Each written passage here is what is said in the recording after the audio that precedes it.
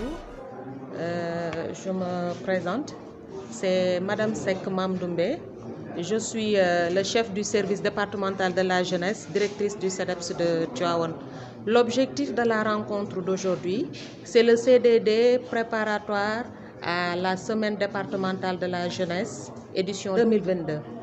Les objectifs qu'on avait assignés à ce CDD, est-ce qu'ils ont été atteints? J'avoue que ces derniers ont été atteints dans la mesure où déjà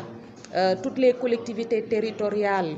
qui sont les partenaires numéro 1 de la jeunesse ont été présentes. Les mouvements à foulard, c'est-à-dire la cible jeune, de même que le conseil départemental de la jeunesse et les 4 arrondissements ont été présents.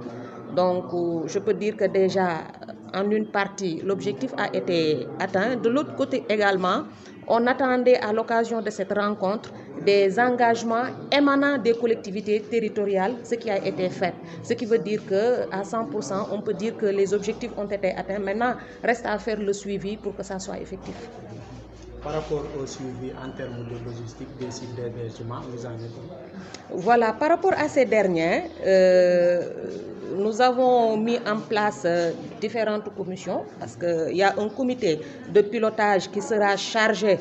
du déroulement de la semaine départementale de la jeunesse, et ce comité-là est subdivisé en commissions, ce qui veut dire que tout ce qui est question d'hébergement, restauration, tout ce qui est question de santé ou sécurité est déjà pris en charge parce qu'il y a des responsables qui seront chargés de faire le suivi. Par rapport au budget de cette année, vous avez tout à l'heure énuméré la somme de 6 millions francs CFA. Est-ce que la somme est bouclée? Cette somme-là, nous l'espérons, voire même aller au-delà, d'autant plus que nous avons 18 collectivités territoriales qui se sont engagées à honorer. Voilà, Pape Demba Dia, président conseil départemental de la jeunesse pour Tivaouane. Pape Demba, lan mooy seen solo seen ndaje bi tey ka yow ban taxawaay nga fi am. waaw ndaje solo si tey dañu waxoon dañu ko amee kon benn CDD concernant préparation semaine de la jeunesse bi ñu prévoir def du 26 au 29 mai incha allah rabbi ici à Tivaouane. dajale ndaw ñi parce que bu ngeen defee benn taxaw seetlu bu ndaw il y a de cela 2 ans yoo xam ne nii semaine de la jeunesse amul cette fois-ci on a l'initiative de le faire encore une fois moo tax tey ñu initié woon def CDD bi pour préparer semaine de la jeunesse mu am ni mu war a amee jaaroon aussi tamit ni mu war a jaaree yoon. léegi yow nga nekk président commission jeune n'est-ce pas nga war a taxawal lu mel nga am une semaine est-ce que ban impression nga koy préparer est-ce que nekkoo si pression. parce que temps bi mën na gàtt trop. waaw boo dee xool wax nga dëgg c'est vrai certes tey jii le 26 c'est le 26 lay am des na minimum 1 mois xëy na peut-être war nañ ci mën a def yenn jéego yi pour préparation bi réussir jaaroon comme ni ñu koy yaakaaree. je pense bien que ne satisfaction lañ ci am nag sentiment de satisfaction bu baax parce que li tax toog nañ 2 ans yoo xam ne nii amul fenn ci Sénégal. Cette fois-ci le président de la République lancé waat l'appel depuis le 2 passé à Diamniadio pour wax ne nañu def semaine de la jeunesse pour si xam nañu importance bi mu am te ndaw ñi aussi taxawaay bi ñu ci war a def aussi dañ ko def ba lépp lu war ci semaine bi rek incha allah rabbi ñu mën cee am réussir à 100%. mën nañu xam sa objectif si bii. objectif bi mooy d'abord dajale la jeunesse d'abord ñu nekk ci benn cadre boo xam ne cadre d'échange la cadre de partage la xam nga dina gën a tax tamit aussi la jeunesse gën a am expérience bu gën a xamante d'abord te it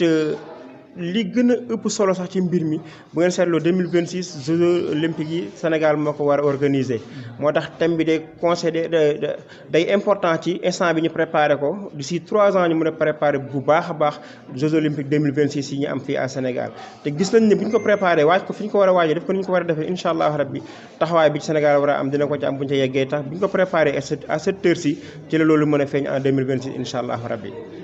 waaw man maam Mariam Taxa laa tudd ñu ma wax maam Ngouda Taxa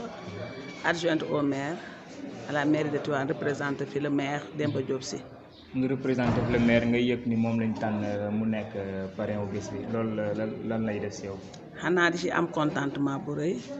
parce que dama jàpp ni ñoom ñu ko tànn juumunu parce que bu ñu porté seen choix comme ni ko directrice waxee sànq si CDD bi que ni xale yi ñoo jóg porté seen choix ci le maire Demba Diop Sy. ma jàpp ni ñoom juumul parce que ku xam la maire Demba Diop Sy xam ni ci lu baax rek lañ ko xam. borom xol bu rëy la comme ni ñu ko waxee ci biir salle bi te tamit en même temps Tivaouane mooy chef lieu de département fi la ñuy habilité semaine de la jeunesse bi donc dafay rafet jaadu ñu jël ko teg ko ci monsieur le maire Demba Diop Sy te incha allah yaakaar na ni seen yaakaar du tas parce que comme moom accepté na ak ñaari loxo parrainage bi lépp lu ko ci war dina ko ci def bi ñuy ñëw daf na wax mu ne nu soo leen demee wax leen ni leen dina taxaw seen kanam dina nekk seen ginnaaw dina leen jàppale lépp luñ ci mën lépp mooy suñu bu ñu nekkul woon parrain sax danañ ci jàpp rawatina bu ñu nekkee parrain bi ñu ñëw loolu la ñu dégg ñuy gërëm directrice di gërëm le président Pape Demba ak ñi mu àndal liggéey bi yëpp di ñaan yàlla yóbbuñu ci ak jàmm ñu génn ci ak jàmm te yàlla def ci ndam tamu seddu guy loolu daal lañ ci am. nan nga gisee lu mel ni semaine départementale de la jeunesse mu war a am Tivaouane ginnaaw bu ñu toogee am ñu war ko relancer waat mu tombeek ngeen di soog a jël mairie bu Tivaouane événement bi nan ngeen ko gisee. ñun ñoo gisee ni ñu koy jàngatee mooy war ci am taxawaay rek li ma wax sax taxawaay ak di woowaat Tivaouane boobu surtout les jeunes ñu génn buñ si tolloo ñëw xam ne fête bi seen fête la waaw fête bi feetu jeunesse la mais ñu ngi ci woowaat Tivaouane yëpp surtout les sportifs. ñu ngi di woo ñëpp nu ñoo jàpp ci fête bi gën a rafet ku ci mën a jàppale xale tamit nga jàppale même bu fekkee ni doo autorité politique ngay nit ko bonne volonté nga nekk ci dëkk bi di nit ku baax rek nga ñëw jàppale leen parce que suñu njaboot kese ñoom lañ koy defal. Waaw, disons que ce choix-là déjà il s'agit d'un thème triennal parce que nous tendons vers la tenue des Jeux olympiques de la jeunesse en 2026 donc ce thème-là est venu à son heure et maintenant juste pour le renforcer toutes les activités qui se dérouleront au moment de la semaine départementale de la jeunesse seront en corrélation avec le thème. Pareil pour les disciplines sportives comme les disciplines culturelles. Un dernier mot, un message à l'endroit des jeunes pour leur participation. À l'endroit des jeunes, leur demander de venir massivement participer à la semaine qui est une fête pour la jeunesse, ça je tiens à le dire. C'est un moment de cohésion sociale, de fraternité, de raffermir les liens, mais aussi c'est l'occasion de détecter les jeunes talents qui doivent être accompagnés pour leur avenir. Donc je fais une mention spéciale à l'ensemble des mouvements de jeunesse qui ont répondu massivement présents à l'appel. Je salue et je remercie le maire de la ville de Tivaouane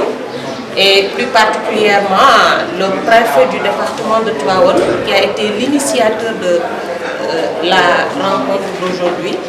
Donc disons-nous au 26 Inch'Allah à l'occasion du déroulement de la semaine départementale et j'espère très sincèrement que cette activité connaîtra un succès. C'est bon. tey gis nañ leen fii ngeen teew fi nga xamante ni mooy préfecture. waaw solo si ndaje bi tey moo di ne tey dañoo dajale woon ñi nga xamante ni ñooy ndaw département bi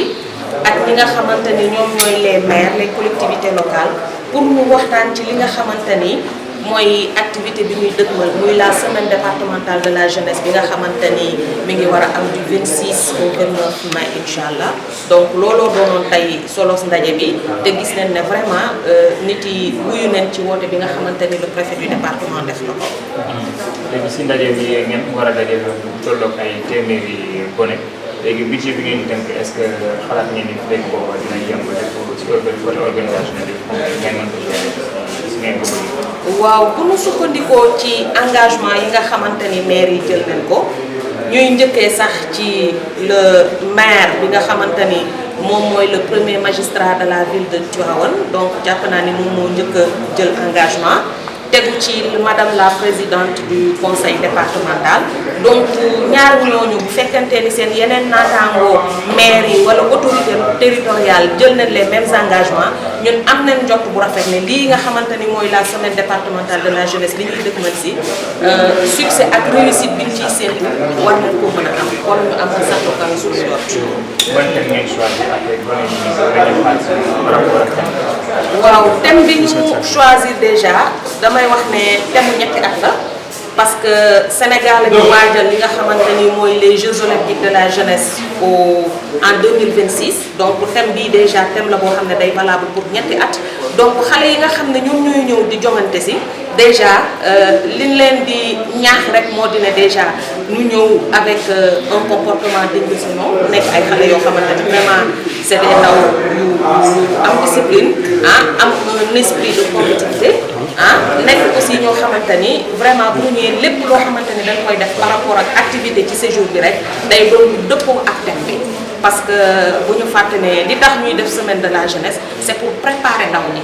waajal leen pour que li nga xamante ni mooy les Jeux olympiques bu 2026 balaa moo yegg si ñu fekk ñoom tànn leen ci ñi nga xamante ne xëy na bu ñu leen gungee accompagner leen di leen war a mën a représenter li nga xamante ni mooy Sénégal de manière très bien.